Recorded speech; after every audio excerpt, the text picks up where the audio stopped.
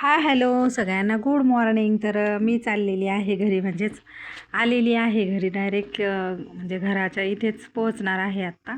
आणि घरी आल्यानंतर थोडंसं आराम वगैरे केल्यानंतर तुम्हाला मी जे आणलेले आहेत ना, हे बघा, हे ड्रेस जे आहेत ना प्युअर कॉटनमध्ये आहेत, अगदी सॉफ्ट कॉटन आणि फुल वर्कवाले 3 पीस ड्रेस, म्हणजे सलवार अनारकली टॉप आणि त्याला खूप अशी सुंदर ओढणी आहे. तर मी याचा सेपरेट व्हिडिओ बनविलच तुम्हाला दाखवण्यासाठी, हा ड्रेस कसा आहे ते.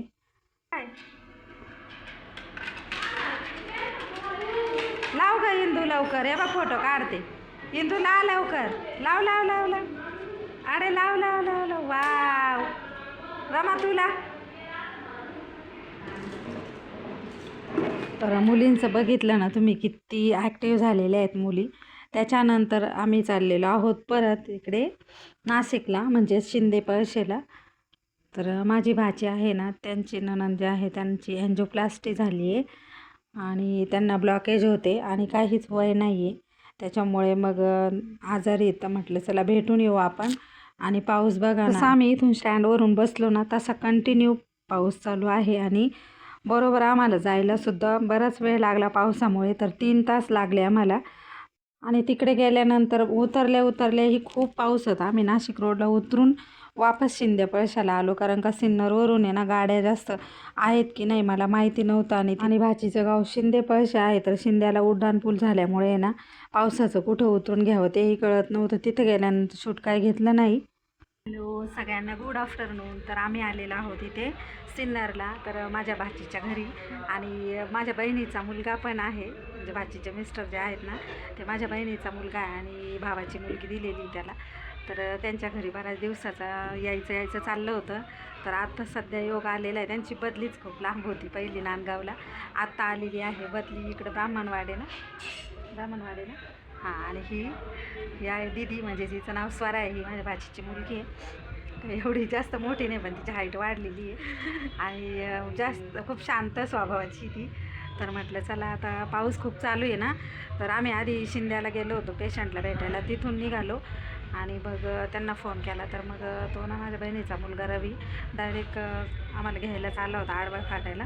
इकडं पाठीमागे गार्डन मिसळ आहे, तर ती मी तुम्हाला दाखवते आत्ता. आणि त्यांचं घर पण दाखवते. ते स्वयंपाक करते आहे, मटण बनवलेलं आहे आम्हाला, त्याचं स्वयंपाक चालू आहे. आणि माझी नणंद पण आलेली आहे माझ्याबरोबर, तर ते गप्पा मारतात ते हॉलमध्ये आणि आम्ही इकडे बसले दोघीजणी थंडीचं बेडरूमला. तर चला तुम्हाला आता गार्डन मिसळ वगैरे दाखविल आता दीदी. पाऊस चालू आहे आणि तिकडच्या साईडला जे आहे ना महादेवाचं मंदिर आहे आणि इकडे गार्डन मिसळ आहे आणि इथे एवढं पाऊस चालू आहे, खूप पाऊस चालू आहे. आत्या आलेली आहे आणि आम्ही त्यांच्यासाठी मटण केलेलं आहे आणि आजीसुद्धा आलेली आहे. मम्मी भाकरी करते आहे. तर चला, हे बघा दीदी कशी बोलते, शिकते जरा तुझं पण चॅनल आहे, पण ती काय त्याच्यावरती काय अजून टाकत नाही आहे दीदी. तर आम्हाला आहे ना जेवण बनवलं आहे रोहिणीने, माझ्या भावाचीच मुलगी ती, बऱ्याच जॉबमध्ये तुम्ही तिला बघितलेलं आहे. आणि आम्ही रोज थांबलो, पाऊस खूप चालू आहे. Sinnar Nashik direct high alert ढगफुटी सांगितलेली, त्याच्यामुळे आम्ही म्हटलं थोडा पाऊस उघडला का मग आम्ही निघू. तर चला, आता आपण जेवण केल्यावरती भेटणारच आहे. तुम्हाला पुढची गॅलरी हॉल वगैरे सगळं दाखवतील. घर एकदम प्रशस्त आणि मोकळे, हवा एकदम फिरली आणि मस्त वाटलं. आमच्या आकात म्हटली बा असं घर विकत घे. तर आता तिने तुम्हाला आहे ना घर वगैरे दाखवली कसं आहे. चला तुम्हाला रोहिणी आणि रवीच्या घराची झलक दाखवतो. तर इथं बघा हॉल आहे, हा अगदी मोठा हॉल आहे आणि हॉलमधून आहे ना इकडे बाल्कनीला जायला इथे बघा दरवाजा वगैरे आहे आणि बाल्कनी तुम्ही बघू शकता. अगदी प्रशस्त आणि मोकळी हवा पण आहे. आणि ह्या फ्लॅटला आहे ना 2 बाल्कन्या आहेत, त्याच्यामुळे खूप भारी वाटतं. आणि आम्ही तिघीजणी बसलेलो होतो गप्पा मारीत. आणि आम्ही ना, म्हणजे माझ्या भाच्या, रोहिणी, मोनी किंवा म्हणजे माहेरचे कोणी असू द्या, बसलो ना आम्ही, आमचं खूप म्हणजे जिव्हाळा आहे. आम्हाला रात्र कमी पडते गप्पा मारायला आणि आमचा हसणं खेळणं जे आहे ते चालू असतं. आम्ही जर का एकत्र आलो ना सुट्ट्यांना तर खूप एन्जॉय करतो. अटॅचच आहे दोघांना पण अटॅच बाल्कनी हॉल आणि बेडरूमला. एवढं फशिस्त हॉल आणि बेडरूम आहे.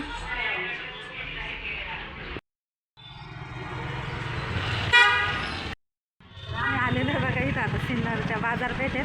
हा बघा रवी आहे. हां त्यांनी आम्हाला आता अक्का नाही म्हणत आहे तरी आणलं आता दुकानात. बघू आता दुकानात आत जाऊन काय आहे. चला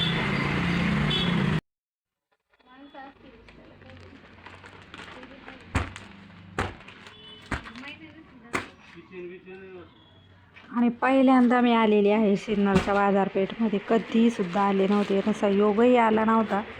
तर एवढे सगळे नऊवारी टाकलेले होते आमच्या समोर. तर याच्यातूनच आपल्याला सिलेक्ट करायचं होतं.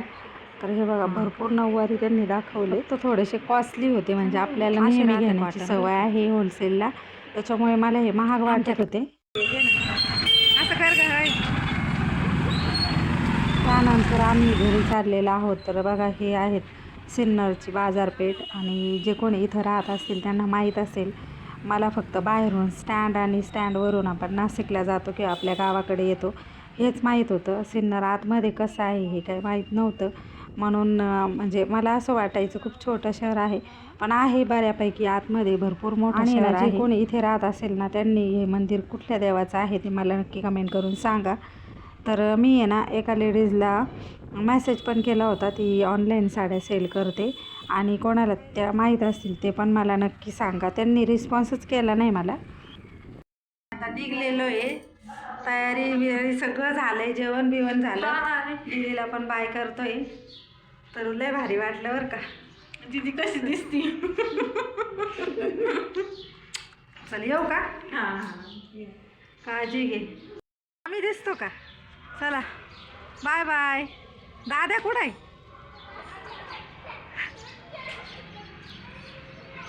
चला आम्ही आता चाललेलो आहे घरी. आणि खूप पाऊस झालेला आहे इथं, तुम्ही बघू शकता. रस्ता इतका चिखलाचा झालेला आहे. आणि सिन्नरमधून पण आपण आता निघलेलो आहे. काही ठिकाणी चांगलं आहे सिन्नर, पण मस्त आहे. मी काही कधी आत आलेली नव्हती सिन्नरला, पण पहिल्यांदाच आले. तर चला पुढच्या प्रवासाला लागू आपण. खड्डे. बसा बसा बसा. दिसते का बिल्डिंग. ती तुमचीच आहे का. ती दिसते ती. तर बसलेलो आहो बसमध्ये. तर आहे ना असं झालेलं आहे की आमची जी डायरेक्ट गाडी होती ना, तर आमची डायरेक्ट गाडी जी आहे ती हुकलेली आहे. आणि आम्ही बसलेलो आहोत शिर्डीच्या गाडीत. तर पुढे गेल्यानंतर पाथऱ्याच्या जवळजवळ गेल्यानंतर जी आमची डायरेक्ट गाडी होती तिचा ॲक्सिडेंट झाला. ती गाडी डिवायडरवर गेलेली होती. आलेलो आहोत वावी वेस्टच्या तिथे. आणि इथे आहे डॉक्टर बाबासाहेब आंबेडकर यांचा भल्ला मोठा स्टॅच्यू. आपल्या कोपरगावसारखाच आहे, पण त्याच्यापेक्षा थोडासा छोटा आहे. तर तुम्हाला माहिती आहे की सगळीकडेच खूप मोठे मोठे स्टॅच्यू असतात महामानव डॉक्टर बाबासाहेब आंबेडकरांचे. तुम्हाला कसा वाटला हा स्टॅच्यू मला नक्की सांगा. चला भेटणार आहोत पुढच्या व्हिडिओमध्ये. तोपर्यंत सगळ्यांना बाय बाय.